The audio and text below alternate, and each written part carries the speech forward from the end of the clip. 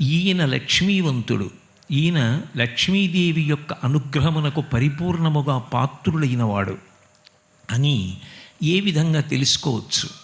కాబట్టి లక్ష్మి నివసించేటటువంటి స్థానములు ఏవై ఉంటాయో నాకు చెప్పవలసింది అని అడిగాడు. అడిగితే అప్పుడు భీష్మాచార్యుల వారు జవాబు చెప్పడం ప్రారంభం చేశాడు. ఇదే ప్రశ్న లోకహితం కోసం ఒకప్పుడు రుక్మిణీదేవి ఆదిలక్ష్మిని అడిగింది. యథార్థమునకు రుక్మిణీదేవి ఎవరు? ఆమెయే ఆదిలక్ష్మి యొక్క స్వరూపం. అనగా ఆదిలక్ష్మి అయిన రుక్మిణితోడ క్రీడసల్పుచున్న కృష్ణు చూచి పట్టణంబులోని ప్రజలుల్లసిల్లిరి ప్రీతులగుచు ముక్త భీతులగుచు అంటారు పోతనగారు భాగవతం దశమస్కంధంలో. ఆ లక్ష్మీదేవియే రుక్మిణిగా వస్తుంది. ఆమె నిత్యానపాయిని.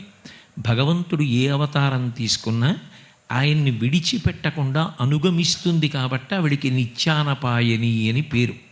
శ్రీరమ సీతగాగ నిజసేవక బృందము వీరవైష్ణవాచార జనంబుగాగ విరజానది గౌతమిగాగ వికుంఠమున్నారయ భద్రశైల శిఖరాగ్రముగాగ వసించు చేతనోద్ధారకుడైన విష్ణుడవు దాశరథి కరుణాపయోనిధి అంటాడు గోపరాజు గారు.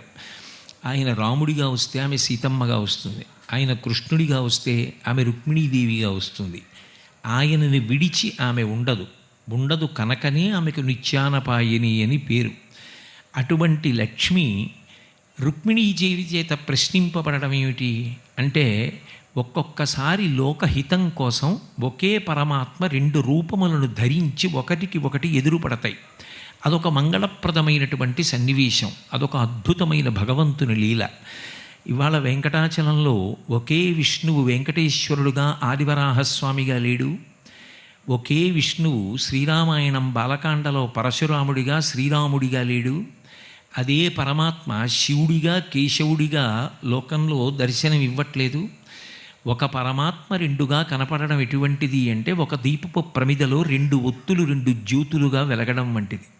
తత్వతః రెండు ఒత్తులు వెలుగుతున్నప్పుడు రెండు జ్యోతులు ఒకటే అయినా రెండు దీపశిఖలుగా దర్శనమిచ్చినట్టు ఒకే పరమాత్మ రెండు రూపములుగా దర్శనమిచ్చి ఒకదానికొకటి తారసపడినటువంటి పరమాద్భుతమైన సంఘటనలు వాంగ్మయంలో కనపడతాయి. అయినప్పుడు లోకహితం కోసం లోకం తెలుసుకోవాలి కాబట్టి ఒకప్పుడు రుక్మిణీదేవిని లక్ష్మీదేవిని ప్రశ్నించింది.